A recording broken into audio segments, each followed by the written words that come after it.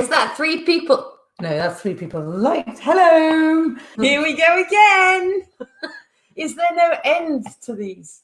Well, I think everyone else is feeling the same about their wine drinking during lockdown, probably. Claire White, well done. Hello, hello. We'll be watching Hannibal Brown. Thank you very much. Well, we're here, so it's Sunday. It's I'm impressed that we've even got a few people watching because that is just ticked over to 6 o'clock. So I hope you can hear us. Could you give us a thumbs up if you can hear us okay? Because we've got a new microphone, so it'd be really great to know if you can hear us. Look at this guy. Look at this guy. Here he is. But is it working? That's the question. Isn't he a beauty? Everybody needs one of these. How much was it? about 50 quid and worth every penny once we know that it's working. It's called Blue, but is it working? That is the question. Maybe they can't hear us at all. Hello, hello. It's a bit like, this is London. Could do this instead. Hi, Luke. Luke, you can tell us. Can you hear us okay? This is Hannibal Brown. Put the toy down. I'm loving our new toy. Oh, Penny thanks us a thumbs up. So I think we are audible. What we'd like to know is it better or is it no different? If the sound is better, great. If it's no difference, say no different.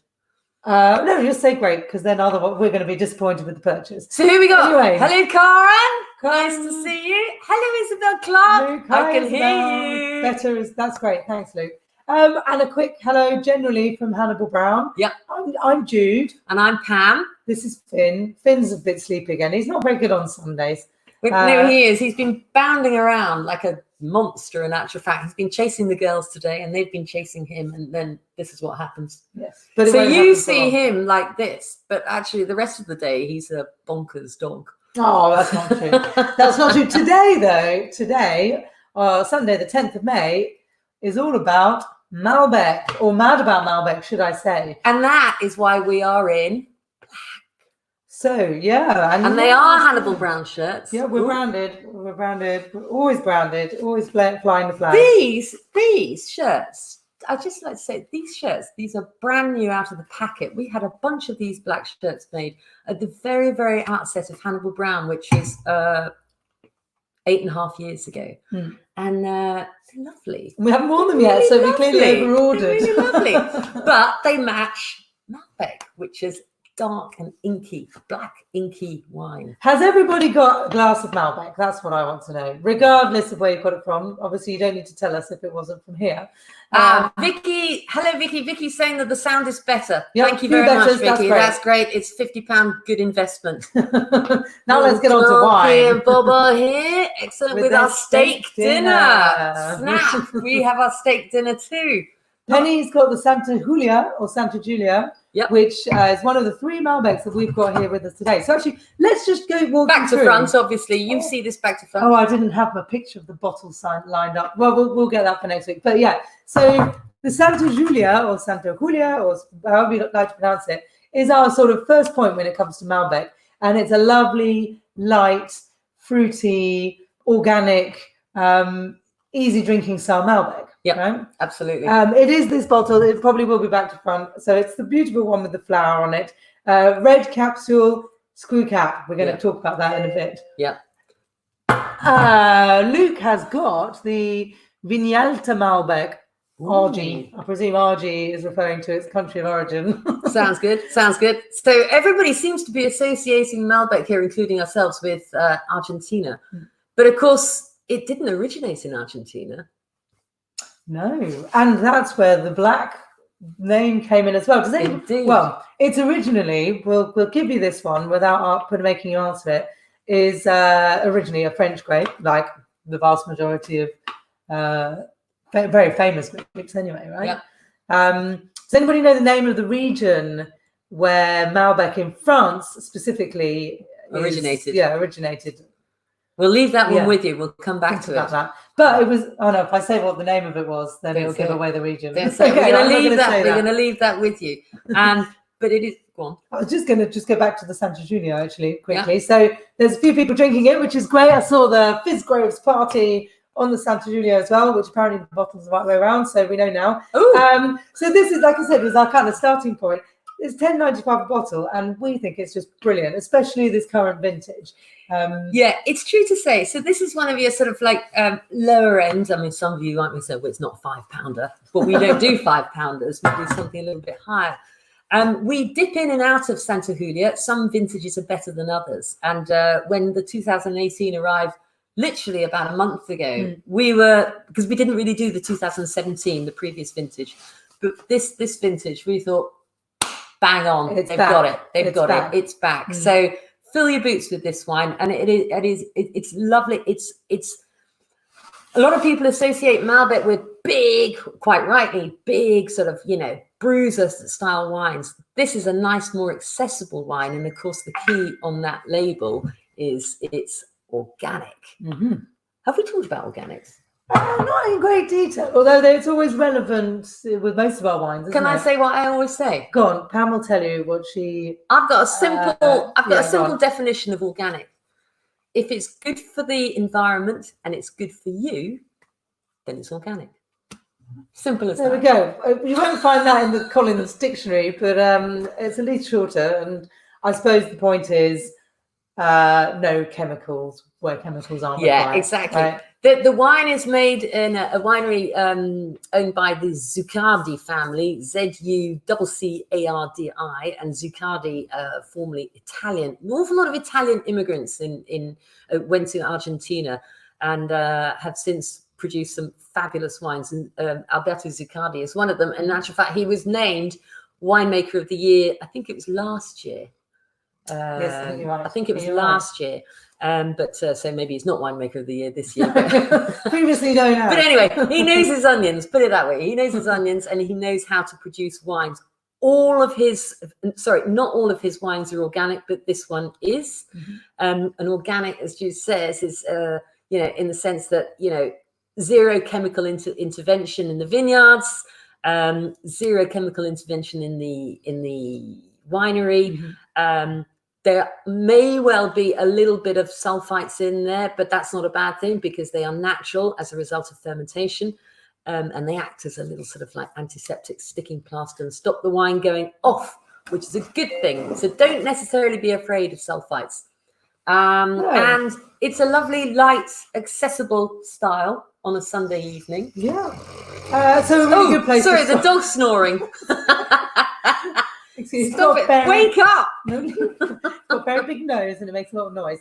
Tim and Emma are actually here, and they're having a beef pot roast with the Agostino. So the Agostino, we've got three wines from Agostino, but we've just brought two with us. Yeah. For this evening. Cheers again. The Inicio, which is their sort of entry level, which is a stunning, silky, fruity style, a bit bigger than the Santa Julia. Yeah. But the one thing that we haven't mentioned about Malbec, and there's a lot of history around Malbec, but one of the reasons why it's so popular, a little bit like Rioja, is because people love the smoothness and the way that the oak integration really smooths out all the sort of like sort of acidic ends and what have you, and it's just a lovely glass of wine, isn't it? Yeah, absolutely. You can understand why it's a crowd pleaser.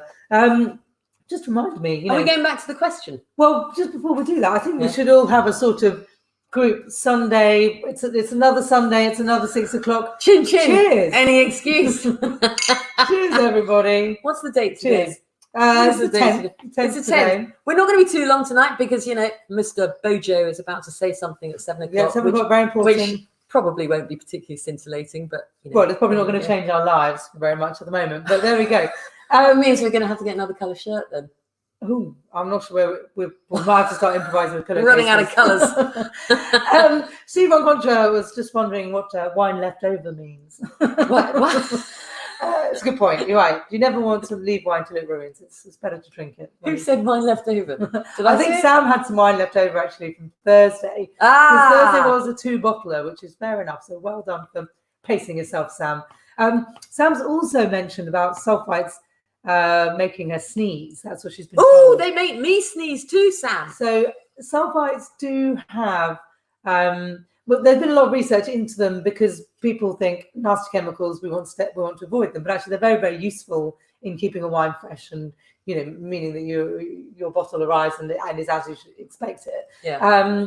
But lots of people link sulfites with giving them a hangover, so that's not true. So yes, sneezing, yes, asthmatic symptoms, shortness of breath, coughing, whatever. But definitely not the hangover is due to something else. Yeah. Well, one thing to say to sulfites. So do not be fooled. There is not one single wine in the world that does not contain sulfites. So, and the reason is that sulfites are byproducts of fermentation. So it's impossible to ferment grapes, produce a wine without having sulfites in it. Mm. The thing about those natural sulfites is that they are good sulfites. And what they are doing is they're basically protecting the wine from oxidation. And oxidation is like, I use this analogy quite a lot. If you bite into a lovely, delicious apple, put it down, 10 minutes later, it's gone brown. And it's going brown because that is the effect of oxidation. It's the air basically just basically turning that apple eventually into vinegar. And that's what's going to happen with wine. So those natural sulfites help protect the wine from oxidizing. And it is permitted, in fact, it's encouraged in a lot of the cheaper wines to use additional sulfites because of that mechanism which protects the wines from either sort of secondary fermentation or literally oxidation.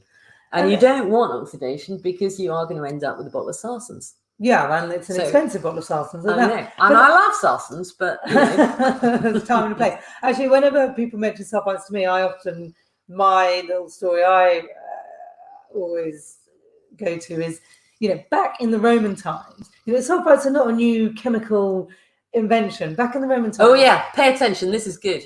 Very interesting. I hope you find it interesting. They used to, in the big clay amphoras that they used to use for fermenting wine, they used to, once they cleaned them, they used to burn a sulfur candle inside the vessel to basically disinfect it. Yeah. So sulfites, sulfur products have been used since. And that process is still used today, because when I used to work in Klein Constantia in South Africa, that's exactly what we did. We used to put a little almost sort of like a little candle and just burn it to basically clean the barrels. Yeah, brilliant. I mean, there's these things in small quantities are fantastic. Yeah. Big bulk shipped mass produced wines, possibly over treated, and then you can start to even smell the sulfites once you open the bottle. So some of the sort of supermarket wines, and the majority of supermarket wines, have to be bulk shipped in massive, great 24,000 litre bag in box. So that's exactly what it is. If you want one, we can get one for you. 24,000 litre bag in box. And I did a presentation with one of those ones. It was big compared to me. So if you imagine when the wine leaves the winery in one of these great big 24,000 litre bag in boxes, the last thing you want halfway over the Pacific Ocean or the Atlantic Ocean is for that wine to start fermenting again, because a secondary fermentation on the middle of a ship, well, it's going to be like an explosion. So winemakers do tend to put a little bit more sulfites in to protect the wine on its journey, because that journey can be weeks and weeks and weeks, in fact months in some cases. And then again, when it arrives, those supermarket wines tend to be, well, they're bottled in the UK or Germany or somewhere, or Antwerp, somewhere in Europe, and they have another addition of sulfites again to protect it. Now, there is an argument that there's a little bit of sort of heavy-handedness, and that's when you get that sort of nasty whiff. And going back to Sam's question, that they make you sneeze. Yes, they make me sneeze as well. Hey, there are worse things than sneezing. That's true. That's true. But it can taint the flavour. It can taint the aromas, which is not really what you want. But really, more than anything, it's chemical. If you can live life without it or with less of it, it's in your control. But let's get back to Malbec. Yeah, of course. Yeah, sorry, sulfites. We got stuck. Oh, and let's get back. to the original region in France. And Vicky has answered this correctly, but she's French, so I feel like we should give others an Oh là là, opportunity. très bien. So the original region in France where Malbec was the home of Originated. Malbec. Yeah. It's near Bordeaux. I thought they'd already answered it. Well, Vicky's got it, but I said she's French. She's got an advantage. So we'll give everyone a little bit of an opportunity to try as well. Okay. But just going back to the steak that Tim's got on the plate in front What's of the dog doing? So the background noise is Finn snoring. I just want to let you know. You can probably hear it quite well now. We've got a nice new microphone. Anyway, he's finding it very interesting. So the steak accompaniment to Malbec is a match made in heaven. So Argentina, let's put the French Malbec aside. We'll talk about that in a minute. Yeah. Argentina, the land of steak. My dad used to live all around South America, and steak from Argentina. That's asada. That's what you got. Asada. Exactly. Yeah. And with a nice glass of Malbec. So that is absolutely bang on. And we've done the same. And we've picked up this lovely picanha steak, splashed it on the barbecue, and gave it a good dousing of chimichurri. The green blob is chimichurri. That's what we're going to try with it once Finn is properly asleep. Yeah. So yeah, the bottom line is that Malbec, and we haven't talked about actually the transition from did we say the country of origin? We said France, and actually now we have a second right answer. We can probably say it. Yeah. So Cahors. Cahors, spelled Cahors. Yeah, well done, Sarah White, and well done, White. Vicky. You definitely couldn't have got that wrong. That would have been bad. And Malbec was known as the black grape of Cahors. Black. See, there's a lot of thought goes into. Just look at the colour, and you're on the right wave. Yeah. So the black grape of Cahors this used to be the drink of kings and princes. In fact, there was a point where it was becoming really so popular. There's such a sort of uprising of popularity for it. The Bordeaux producers got a bit sort of concerned. Concerned is a good way to put it. And actually, it was getting so popular. Yeah, to the point that there's a tributary from the Gironde, isn't it? Gironde River, the lot that goes to Cahors, and the Bordeaux producers basically cut it off. They stopped it wasn't for irrigation and it wasn't for watering, but it was for transportation. And we're talking back in the mid 1800s, early 1800s. So that waterway was super important for the popularity and the spread of the wine. And Bordeaux put a bit of a stop to it just before that nasty little bug in the middle of the 1800s. Which you all know what it's called. Which you should all know. I should ask Mr.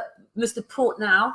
Luke Portnow, and definitely Vicky should know this, and I'm telling you, everybody should be educated. Yes, the bug that decimated the majority of Europe's and a lot of the world's vineyards. And I'd love you to get the spelling right, but I know you won't. We know we've had someone answer before, so it's ready, steady, who's quickest on the mark.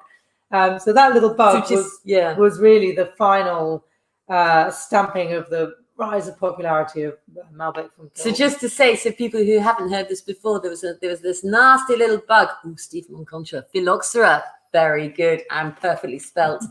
Nasty little bug in the middle of the 1800s that decimated vineyards pretty much worldwide, not completely worldwide, but definitely Europe, and particularly France, Italy, and Spain. And it got in the roots. It got in the roots of the vines and just basically killed them. So imagine, all those vineyards, bear in mind they are 65% of world production today. They were huge then, probably even bigger then. Were decimated, just flattened overnight. Do we cut the story short? Yeah. Cut the story short? Maybe we do. They recovered. They eventually recovered using a little bit of American. Can you imagine American rootstock? American rootstock, which now every single vine in Europe is actually grafted onto American rootstock, and that allowed European vineyards to recover. But in the midst of this, Malbec was one of those that never really recovered perfectly. It struggled, and it continues to struggle today. But some bright spark, and Jude will tell you his name. I could tell you his name. Do we if I really care wanted about his to. name? Yeah, no, I No. don't know. Some bright spark decides to pop a vine in his pocket and transferred it over to South America. It was all these naturalists.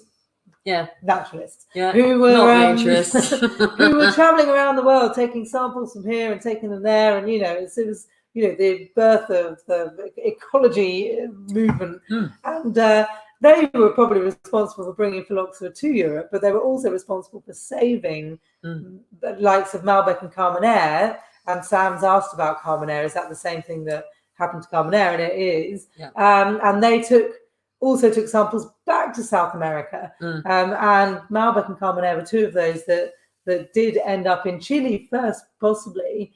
And there was a political exile, and I can't remember his name, which is why I'm avoiding the question.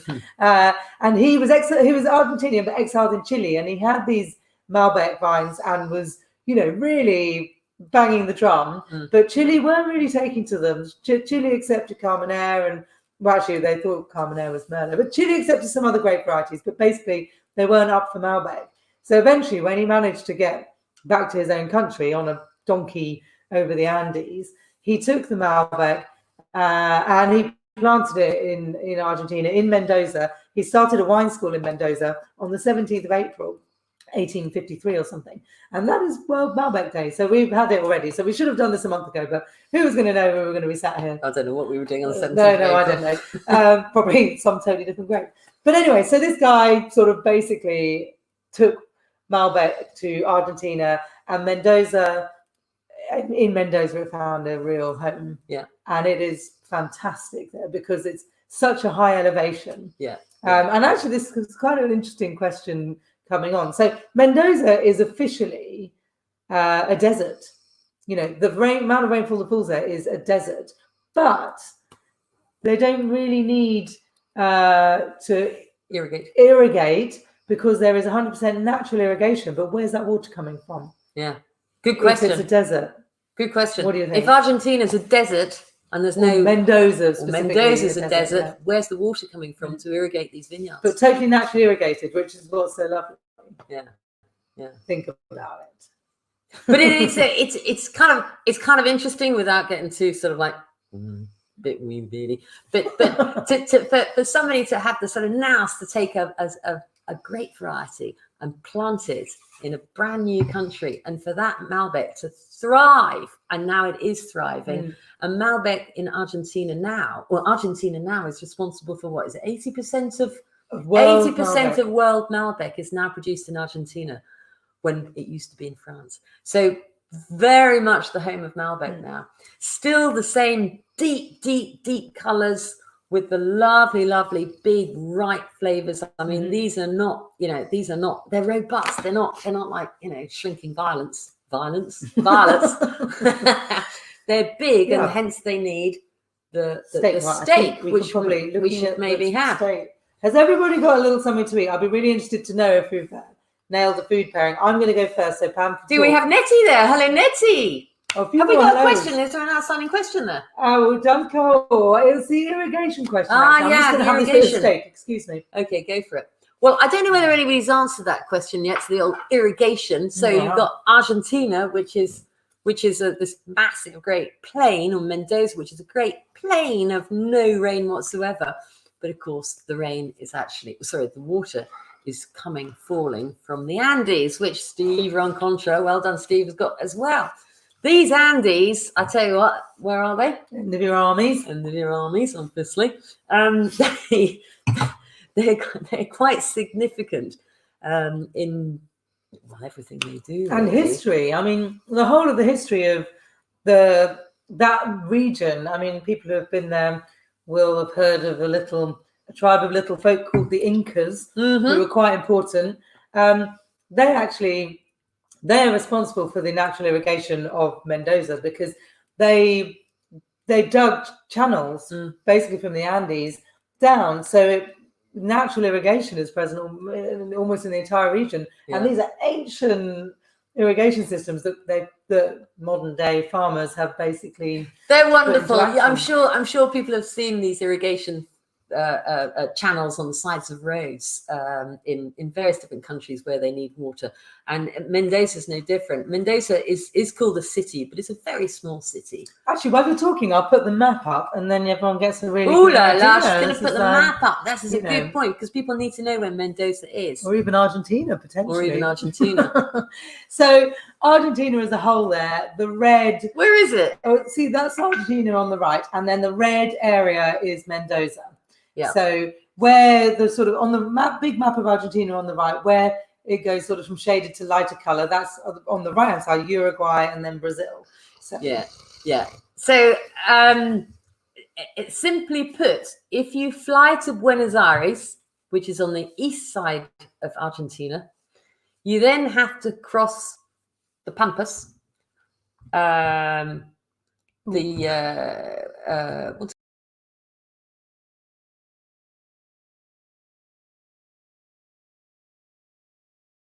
half hours, I think it's about 2.5 hours to fly from Buenos Aires to Mendoza from east to west. And Mendoza is literally situated in the foothills of the Andes. And so what you have is when you're sitting in, if you sat in a skyscraper in Mendoza, there aren't very many, but a tall hotel, you look out one side and you've just got these massive barren plains of pampas grass. And that is it. For as far as the eye can see, nothing. Las Pampas. And then you turn to the left and you see the most beautiful, beautiful Andes mountains. And it's the only place I have ever seen snow mountains that are blue, really, really deep blue. So if you ever get the opportunity, come on, here we go. Look at that. Oh, sorry, there we go. There you go. So standing in the vineyard, there you go, on these plains, and then the Andes in the background. More recently, these vines that were planted on the plains are now going up the hills to higher irrigation. Higher elevation.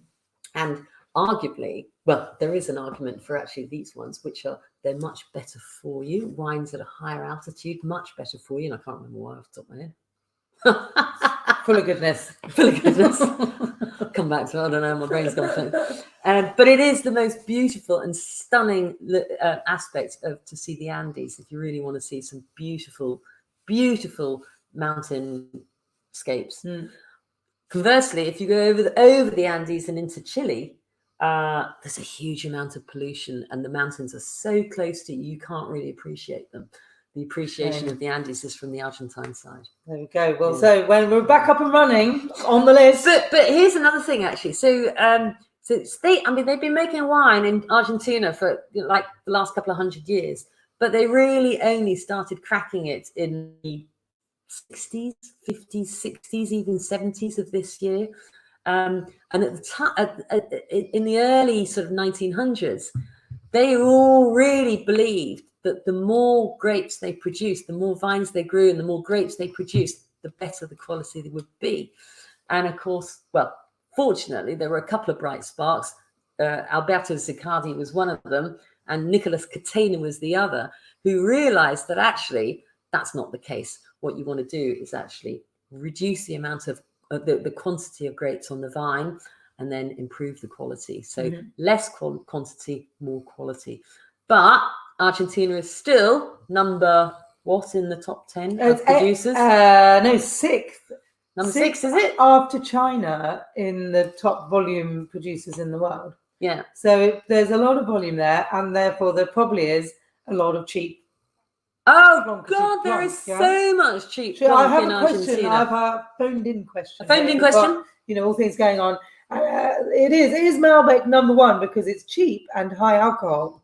Everyone buys red wine based on high alcohol content. And actually, it's true. We've done a lot of events. In fact, we said on Thursday. Not everybody. We should be standing at Badminton Horse Trials, day 5, dressage day today, flogging wine to people who have been watching all of the trials. Yeah. And we often get people come up and say, oh, I want a big red wine, just want the most alcohol possible. Yeah. Which is really funny as a concept for buying wine, because it's not really crossed my mind. No. But it so happens these 3 Malbecs, and actually we've not spoken about the third yet, are all 13.5 or 14%. So they happen to be, it's kind of average alcohol these days, isn't it? 13.5 is about where you're at. Yeah. But rarely does it get any lower. I think the Santa Julia for every... You really, a wine that's just sort of over-alcoholized is arguably going to be unbalanced. If the alcohol's too high, then either the people who want high alcohol are, well, alcoholics. Or cold, maybe. But really, it's not a basis for buying wine, the quantity of alcohol, because the alcohol has to be balanced with the fruit content, the tannin content, and the acidity. If you've got a high alcohol and it's over high, then well, it's just going to burn. Actually, you'll feel it as soon as you taste it. It'll just burn your insides, and you don't want that. It's not very nice. If you've got the quality of fruit, then you don't need the big alcohol. I'm all for lower alcohols. That's really good winemaking. If you can make wine at a lower alcohol level, and actually, if you go onto Hannibal Brown website, if you look at Philip Shaw, and we're going to be talking about Philip Shaw next week. Philip Shaw in Australia, he is fantastic at producing super quality wines at arguably lower level alcohols. And I know there's one or two people who are listening here who actually prefer the lower level alcohols, and so do I. It means you can drink more. His Viognier was 10 or 11%, isn't it? So it was 9% at one point. So I just want to get Pam to try the steak combination, because I'm interested to know what other people are eating and eating with their Malbec. Yeah. Whoop, here we go. Cheers, everybody. Chimichurri picanha is a very Brazilian cut of steak. It's essentially the top of the sirloin, I think, from having done a bit of Googling this morning. But yeah, it's got a bit of bite, but actually it's been resting for ages, so it's quite big flavours. It does go really nicely with wine. So we've got the Santa Julia or Santa Julia. Yeah, and we've got the Inicio, screw cap, cork. Some of you have had this one as well, okay, so which that is the the bigger guy. The reason why you had this one is because we ran short of this one. But same producer, Finca Agostino. This one's been aged for 10 months in oak barrel. This one has been aged for 6 months in oak barrel. So this one, a little bit more refined, hence a little bit more expensive. So this one is $15.95. I can tell you exactly, $14.95. $14.95 at a Billy bargain. And the Agostino is actually $17.95. It's got a £1 discount on at the moment. Woo! Can't remember why, but there you go. It's there, so they're not cheap. They're not cheap, but they are pretty explosive wines, and that smoothness is to die for. The Reserva one, the sort of top end of the three, that one has spent a bit more time in oak. It's a bit more expensive because the winemaking is taking that long. It's a blend. It's taken a bit longer, and also they will have selected the better quality fruit for it. Yeah. So just going back to Malbec, so it does have this really, really dark inkiness to it, and hence the black grapes we call. Exactly. And in some ways, sometimes maybe it's a little bit overwhelming. And there's an awful lot of producers who they do a single variety Malbec, but they also sort of test or experiment with blends. So the Agostino Familia, which is not this one, but it's his big brother, is a blend of original Bordeaux grapes. So Cabernet Sauvignon, Cabernet Franc, Merlot, and Malbec. So you see Malbec in the blend. And it's kind of an interesting sort of component. It gives it a bit of structure and also that lovely purple colour. So Tim was wondering, why is it better for you from higher altitude? So have you managed to extract that from your... Oh, for goodness sake. I can't remember. It's cooler climate. It's to do with the oxygenation of the vines, and I will have to get back to you about that because I can't remember. But just to clarify, we'll forget about that for a moment. Just to clarify, back on the Mendoza being a desert, it's in the rain shadow of the Andes. So the rain falls on the Andes. There's no rain falling down there on that plateau, but the snow melt and the rainfall in the Andes is being channeled by these ancient channels, initially built by the Incas, but probably somewhat tarted up in recent centuries. And that is the natural irrigation which Mendoza is blessed with. So there's no heavy rainfall on the vines or battering down the fruit, but there's natural rainwater coming off the mountains, which is. I'm just gonna make a shout out actually here for the Americans, because actually, had it not been for American influences, or well, actually, it wasn't so much American influences, but it was Argentine. What do you call them? Sort of like mavericks, if you like, in the form of Alberto Zuccardi from Santa Julia, and Nicholas Catena as another one who's if you find some Catena wines, they are fantastic. But they had the nous to go to California and see what was going on in California. And in actual fact, Robert Mondavi, people may have heard of Mondavi wines. They do produce some bulk wines, but at the top of their game, they are phenomenally good. But Robert Mondavi probably was the singularly most influential winemaker for Argentines to go, actually, we've got something and we can make something that is as good or as, if not even better, in fact, world standing wines. And it gave Robert Mondavi gave them the sort of oomph to establish Argentina as not a bulk producer, but actually a producer that can, stand up with the best of them. Yeah, so to take the quality serious. Yeah. And actually, there is just to point out, there is another grape variety which is indigenous to Argentina, which is Bonarda, and that's a red grape variety, which is, I would describe it as a little bit like Gamay. It's really quite fruity. It's quite it's not my favorite. It's not your favorite there. It's almost like it's a bit between Gamay and Pinotage. It's got this kind of like slightly burntness to it, but fruity. But it is a huge producer, and they do use it a lot in the blends. So Bonarda is second to Malbec in red wine production in Mendoza, and then third is Cabernet, Syrah, Tempranillo, and goes on. But actually, Malbec and Bonarda between them are probably over half. So let's put out a little. I was still. Have we got any questions? Well, I still want to know what people think guacamole and hummus chips here. Well, that sounds very nice. Here we go. You're becoming an expert. Clark is becoming an expert. Very good. Agostina Finca, as it seems smoother. Yes, it is smoother. It's a lot smoother.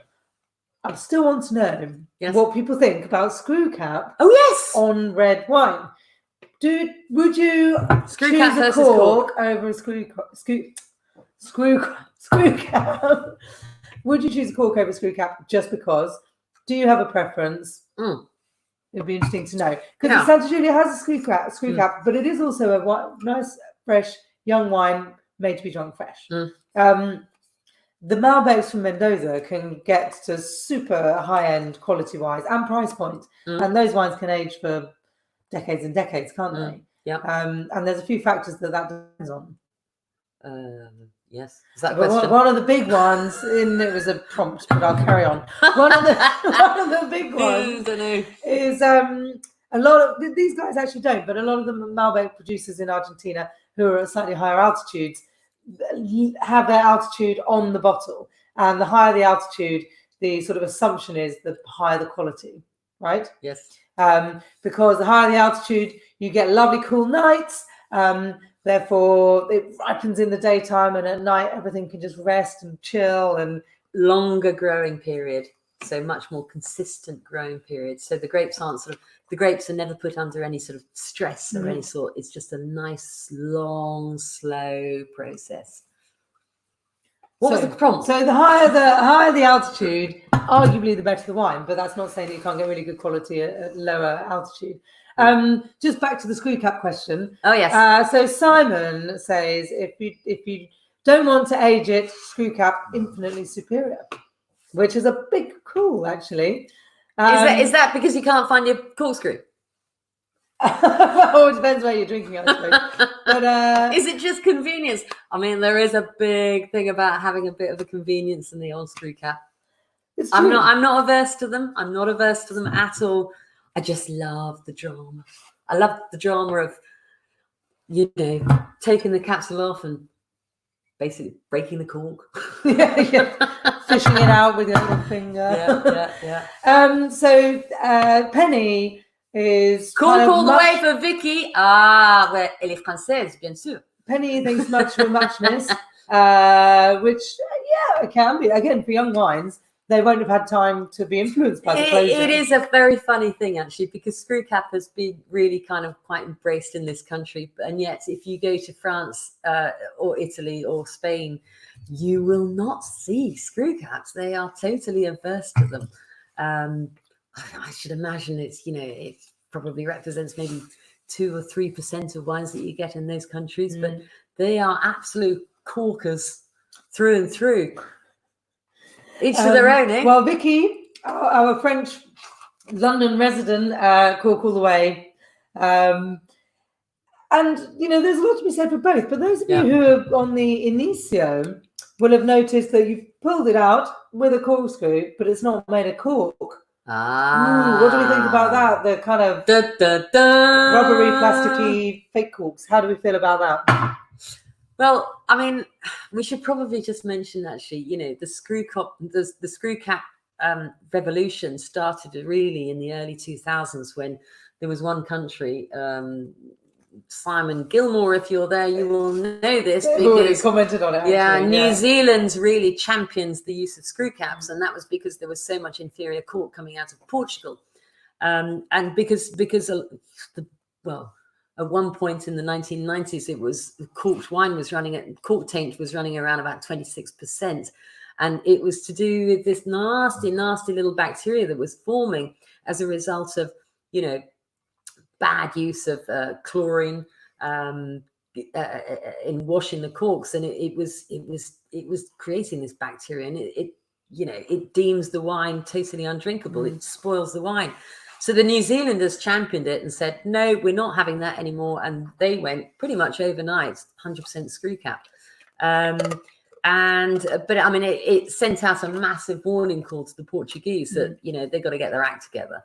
And these days, in actual fact, from the mid-90s when corked wine was running at 26%, today it's less than 0.01% or something. So not even an issue anymore. Yeah. But and quite a few people have said no to plastic, bad, down with the plastic. And I kind of agree with that. Well, yeah, I mean, but plastic was good, like an interim sort of solution.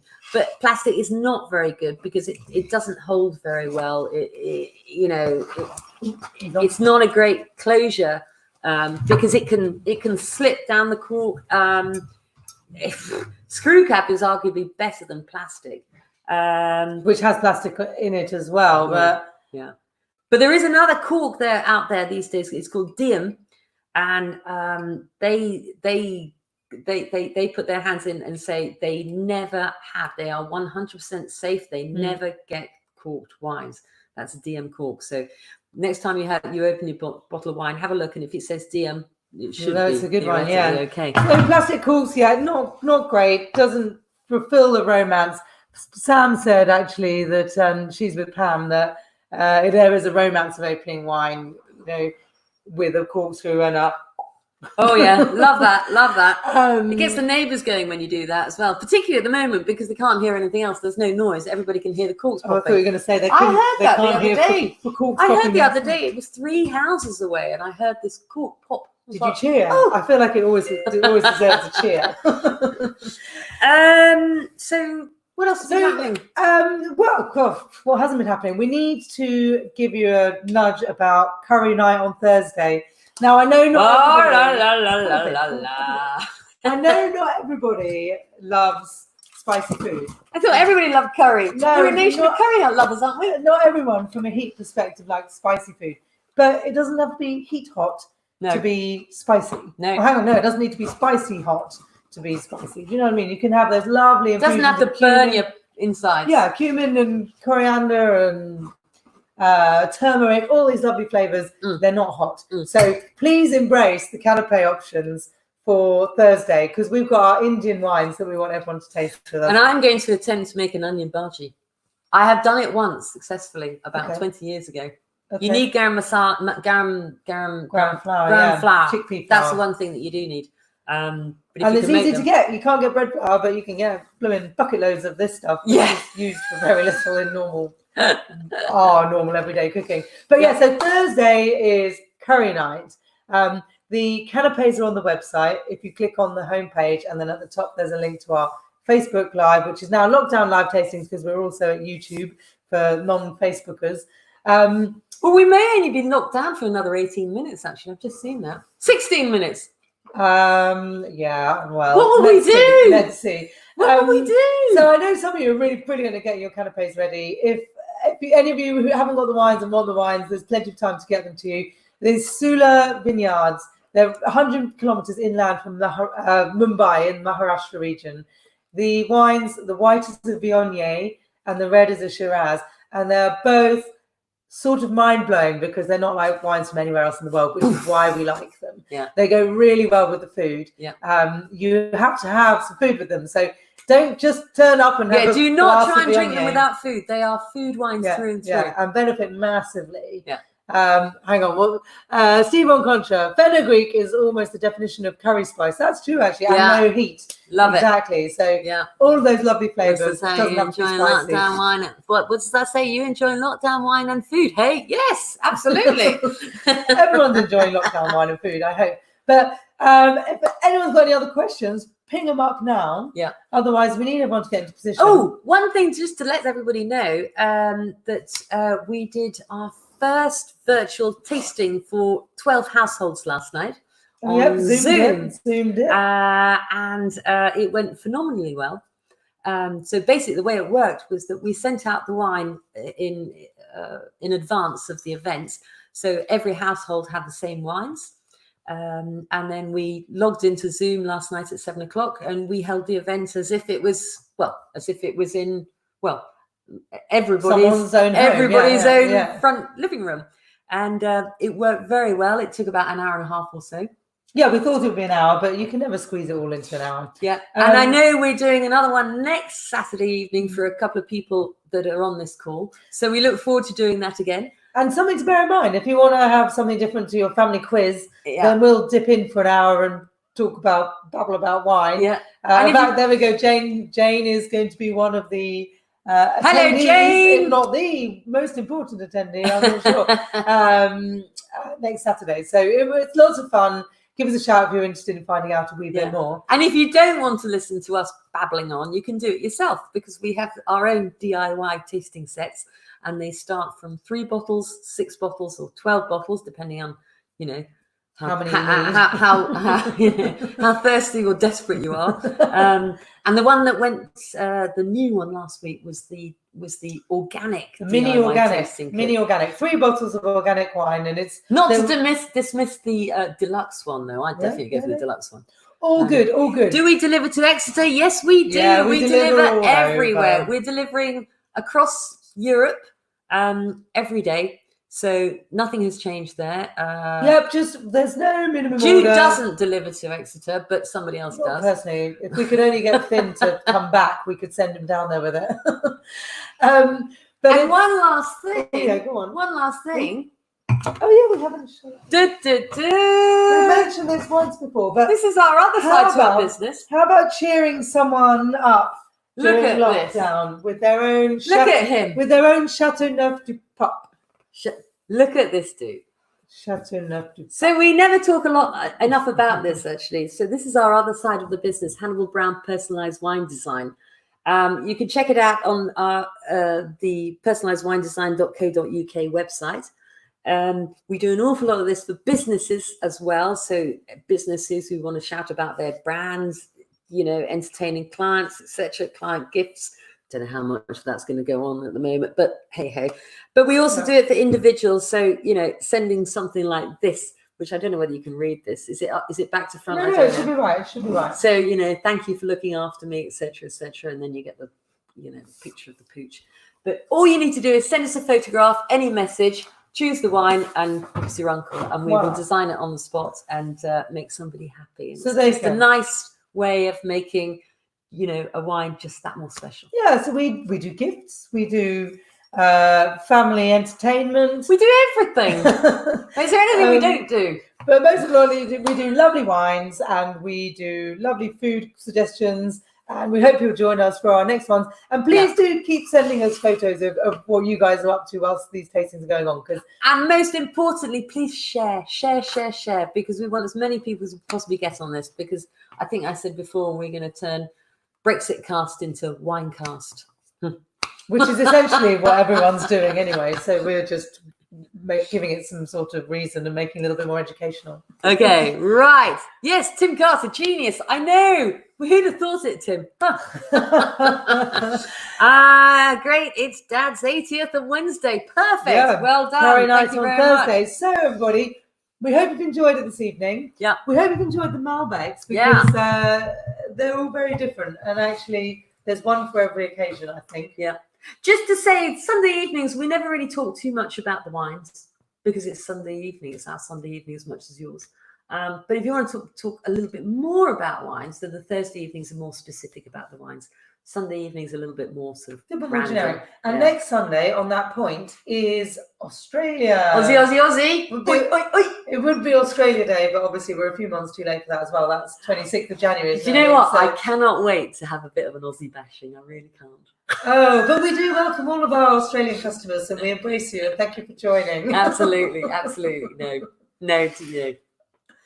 You'll find out next Sunday how much I adore the Australian wine industry. Philip Shaw, who we mentioned earlier, his Chardonnay is one we'll be talking about, and the Simon Hackett Grenache, also known as Simon Bennett by a couple of people who can't remember his name. But those are two stunning wines, so worth getting in stock for Sunday as well, because that would be a real treat. Yeah. Thank God his name's Hackett, not Bennett. So, it's terrible. Thanks, guys. Thanks, Tim and Emma. Thank you for coming, and Luke and Simon, and Michelle and Bob. And nice to hear from you again this evening, everybody. And remember, share. HannibalBrown.com. Hey, we rock. See you on Thursday. Bye, Jane. Bye, Jane. See you on Thursday, if not before. Cheers, all. Cheers, Finn. Cheers, Finn. Ding, ding. Bye. Oh.